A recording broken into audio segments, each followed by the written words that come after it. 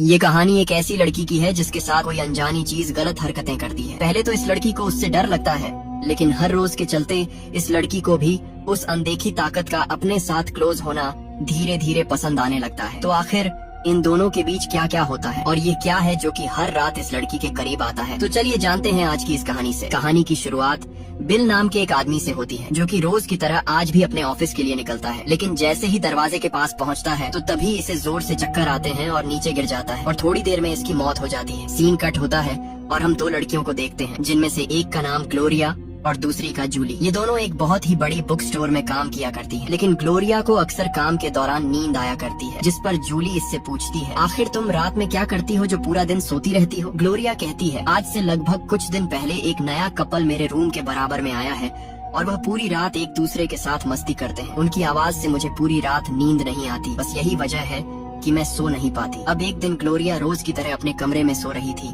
लेकिन पास में मौजूद दूसरा कपल की आवाज इसे सोने नहीं देती। इसलिए खड़े होकर उनके पास जाती है और कहती है, क्या तुझ में तमीज नहीं है? देखो, यहाँ पर और भी लोग हैं जो कि सो रहे हैं, तो आपसे मेरी विनती है कि आप हमें सोने दें और ज्यादा आवाज न करें। इतना कहते हुए ग्लोरिया वापस अपने रूम में चली जाती है, लेकिन उस कपल पर इसकी बातों का कोई फर्क नहीं पड़ता और वो फिर से अपने काम को अंजाम देते हैं। इन सब बातों से ग्लोरिया अब पूरी तरह से तंग आ चुकी थी और फैसला करती है कि मैं इस रूम को बेचकर कहीं दूर किराए पर दूसरा ले लूंगी। अगले दिन ग्लोरिया एक एजेंट के पास जाती है और इससे अपने रूम को बेचने के लिए डील करती है। इसके बाद अपने दोस्त जूली के पास जाती है और कहती है, मैंने अपना रूम बेच दिया और अब मुझे किसी दूसरे रूम की जरूरत है, क्या तुम मुझे रूम दिला सकती हो? जिस पर जूली कहती है, कुछ दिन पहले मेरे फ्रेंड और उसका बॉयफ्रेंड एक कमरे में रहते थे, लेकिन उसका जो बॉयफ्रेंड था वह कुछ ही दिन पहले मर गया और अब वहाँ पर कोई भी नहीं रहता। शायद तुम्हें उस रूम को ले लेना चाहिए, वो तुम्हें कम पैसों में मिल जाएगा। लेकिन ग्लोरिया कहती है, देखो, मैं ऐसी जगह को नहीं लेना चाहती जहाँ पर किसी की मौत हुई हो, क्योंकि इसका मानना था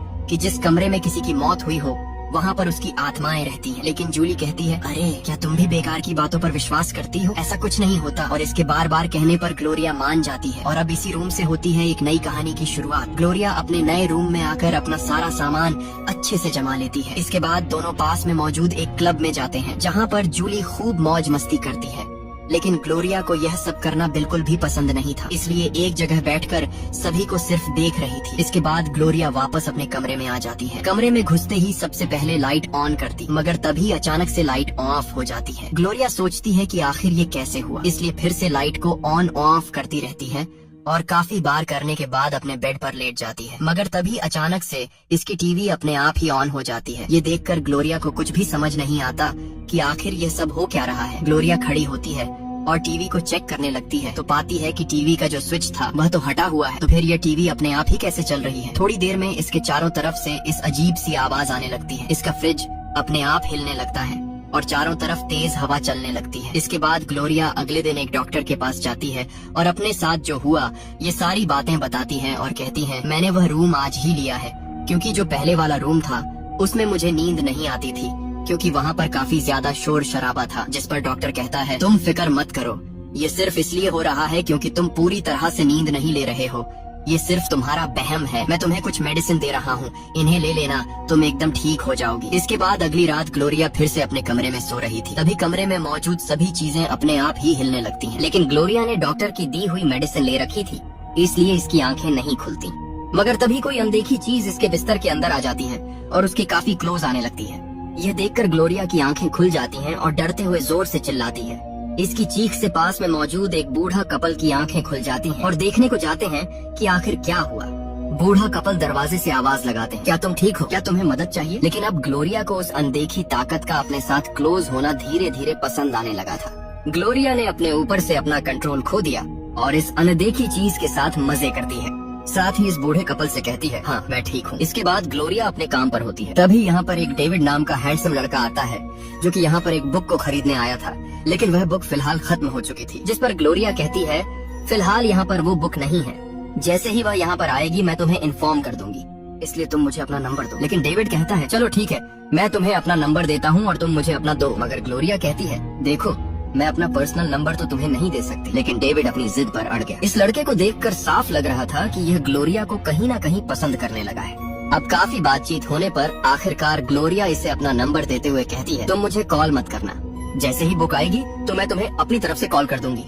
डेविड नंबर को लेकर यहाँ से चला जाता है। इसके बाद ग्लोरिया बुक स्टोर को बंद करके अपने घर जाने लगती है, मगर तभी रास्ते में इसे एक काले चश्मे पहने हुए एक लड़की मिलती है जो कि असल में अंधी थी। यह लड़की ग्लोरिया से कहती है, मुझे अपने दोस्त के लिए एक बुक चाहिए। ग्लोरिया पूछती है, क्या तुम बचपन से ऐसी ही हो? इस पर चश्मा पहने वाली औरत कहती है, नहीं, एक हादसे की वजह से मेरी आंखों की रोशनी चली गई और मुझे खुशी है क्योंकि मैंने अपनी आंखों से बहुत दर्दनाक नजारे देखे थे और न जाने आगे कितने देखने पड़ते, लेकिन अब मेरी रोशनी चली गई, इसलिए मुझे कुछ भी ऐसा नहीं देखना पड़ता जिससे मुझे कोई दर्द पहुंचे।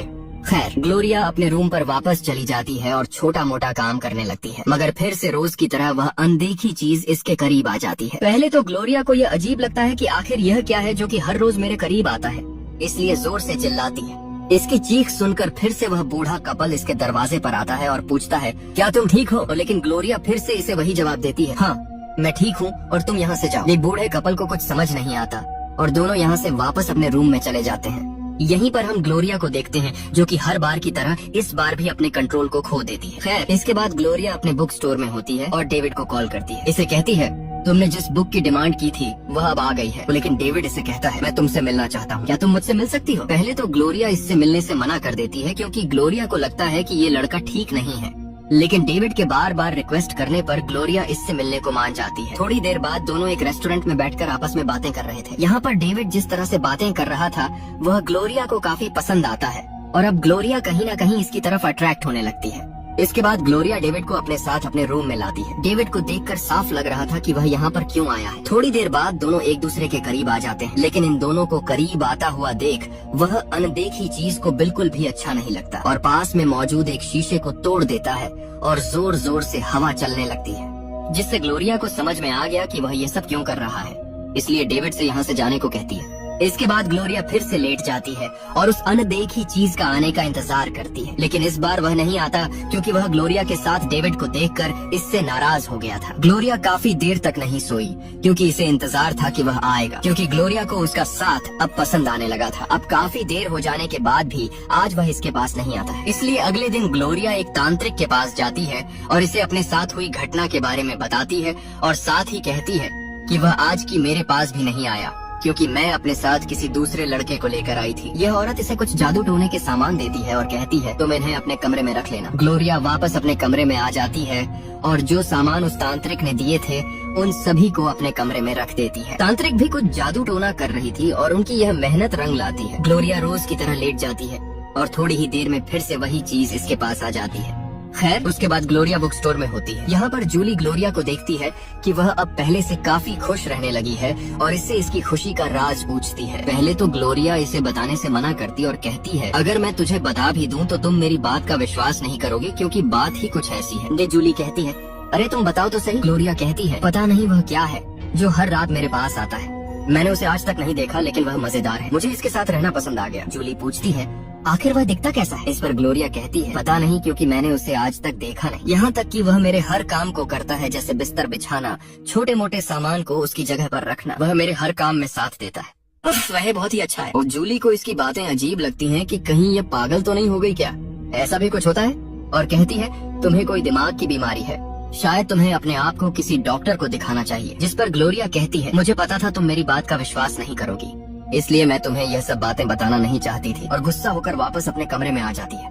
लेकिन आज वह यहाँ पर देखती है कि उस अनदेखी चीज ने यहाँ पर कुछ लिखा हुआ था, जिसका मतलब था कि अब मैं यहाँ से हमेशा के लिए जा रहा हूँ क्योंकि मेरा वक्त आ गया। यह देखकर ग्लोरिया का दिल टूट गया क्योंकि ग्लोरिया उसे पसंद करने लगी थी। ग्लोरिया ने पहली बार किसी से प्यार किया था और वह भी इसे छोड़कर अब चला गया। ग्लोरिया लेट जाती है लेकिन अब इसे उसके बिना नींद नहीं आती। पूरी रात सिर्फ उसी के बारे में सोचती रहती है कि वह आएगा, लेकिन वह नहीं आता। ग्लोरिया को इसी कमरे में एक तस्वीर मिलती है जिससे ग्लोरिया को पता लगता है कि वह अनदेखी चीज असल में यह आदमी है, और यह वही आदमी होता है जो कि मूवी की शुरुआत में चक्कर आने की वजह से मर गया था, लेकिन उसकी आत्मा इसी कमरे में रह गई थी। अब ग्लोरिया को सारी बातें समझ में आ गई थी। एक दिन ग्लोरिया घर से बाहर जा रही थी तो तभी इसे वही तस्वीर वाला आदमी मिलता है। ये देख ग्लोरिया काफी खुश होती है और दौड़कर इसकी तरफ जाती है, लेकिन देखती है कि यह सिर्फ मेरा वहम है और कुछ नहीं। इसी दौरान एक ट्रक काफी तेजी से आता है।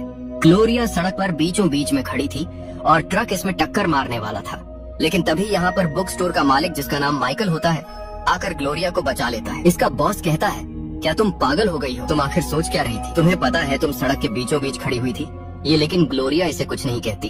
इसके बाद दोनों एक रेस्टोरेंट में डिनर करने जाते हैं। डिनर करने के बाद ग्लोरिया का बॉस इसे इसके घर छोड़ने आता है। तभी ग्लोरिया अपने बॉस से कहती है, अब जब तुम यहाँ पर आ ही गए हो तो चलो मैं तुम्हें अपना कमरा भी दिखा देती हूँ। और ये दोनों कमरे में आ जाते हैं। यहाँ पर इसका बॉस ग्लोरिया से कहता है, मैं तुम्हें काफी सालों से पसंद करता हूँ, लेकिन मेरी कभी भी तुम्हें प्रपोज करने की हिम्मत नहीं है। देखो, तुम मुझे गलत मत समझना, अगर तुम मुझे पसंद नहीं करती तो मैं यहाँ से चला जाता हूँ। हालांकि ग्लोरिया ने भी काफी वक्त से किसी के साथ टाइम स्पेंड नहीं किया था और इसका काफी मन कर रहा था, मगर ग्लोरिया फिर भी अपने बॉस से मना कर देती है और इसे जाने को कहती है। इसके बाद रात को ग्लोरिया सोने चली जाती है, लेकिन रोज की तरह इस बार भी ग्लोरिया को नींद नहीं आती। इसे सिर्फ उसी की याद आ रही थी, इसीलिए उसकी एक तस्वीर को लेती है और अपने सीने से लगाकर सो जाती है। अब ऐसे ही काफी दिन गुजर गए और ग्लोरिया को किसी भी दिन अच्छे से नींद नहीं आती, इसलिए एक दिन काफी सारी नींद की टैबलेट्स को खा लेती है। इसके बाद सीन कट होता है और हम ग्लोरिया को स्वर्ग में देखते हैं, जहाँ पर इसकी मुलाकात उसी तस्वीर वाले आदमी से होती है। इसका नाम बिल है। यह दोनों एक दूसरे को देखते ही पहचान लेते हैं। ग्लोरिया इससे कहती है, तुम आखिर कहाँ चले गए? तुम्हें पता है तुम्हारे बिना मैं कैसे जी रही हूँ? प्लीज वापस मेरे पास आ जाओ, मैं तुम्हारे बिना नहीं रह सकती। चेनी और साथी कहती है, हम कहीं दुनिया से दूर छोटे से शहर में एक अलग घर बनाएंगे, जहाँ पर सिर्फ हम दोनों रहेंगे और वहीं पर अपनी हंसी खुशी जिंदगी बिताएंगे। लेकिन बिल कहता है, नहीं, मैं ऐसा नहीं चाहता, मैं किसी अमीर परिवार में जन्म लेना चाहता हूँ। यह दोनों एक दूसरे के गले मिलने की भी कोशिश करते हैं, लेकिन देखते हैं कि यह दोनों एक दूसरे के आर पार हो रहे थे। खैर, इसके बाद बिल दूसरा पुनर्जन्म लेने के लिए चला जाता है। इसके बाद वापस हम ग्लोरिया को देखते हैं, जहाँ पर वह बूढ़ा कपल इसे उल्टियाँ करवा रहा था, क्योंकि जो उसने टैबलेट्स खाई थी उनसे ग्लोरिया की तबीयत खराब हो गई थी। इसके बाद ग्लोरिया अपने बॉस माइकल के पास जाती है और इसे कहती है, क्या तुम मुझसे शादी करना चाहते हो? यह सुनकर इसका बॉस काफी खुश होता है और कहता है, मैं तो कब से यह सुनने के लिए तरस रहा था। खैर, दोनों शादी कर लेते हैं और एक साथ हंसी खुशी रहते हैं। साथ ही ग्लोरिया अपना एक अलग छोटा सा बुक स्टोर भी खोल लेती है। अब एक दिन यह दोनों सड़क के किनारे से जा रहे थे, मगर तभी एक गाड़ी जिसमें एक कपल मौजूद था ग्लोरिया से कहीं जाने का पता पूछते हैं। यहाँ पर ग्लोरिया गाड़ी में पीछे बैठे एक छोटे बच्चों को देखती है। यह देखकर इसे लगता है कि शायद यह बिल होगा और शायद इसने अब पुनर्जन्म ले लिया। इसके बाद यह गाड़ी यहाँ से चली जाती है। तभी ग्लोरिया माइकल से कहती है, अब हमें भी बच्चों के बारे में सोचना होगा। इसी दौरान यहाँ पर एक फोटोग्राफर भी आता है जो इन दोनों की एक सुंदर सी फोटो लेता है और इसी के साथ यह कहानी खत्म होती है। दोस्तों, उम्मीद करता हूँ कि आपको यह कहानी पसंद आई होगी। अगर पसंद आई है तो हमारे चैनल को सब्सक्राइब जरूर करें, क्योंकि आपको इस चैनल पर इसी तरह की अमेजिंग मूवीज का एक्सप्लेनेशन देखने को मिलता ही रहेगा।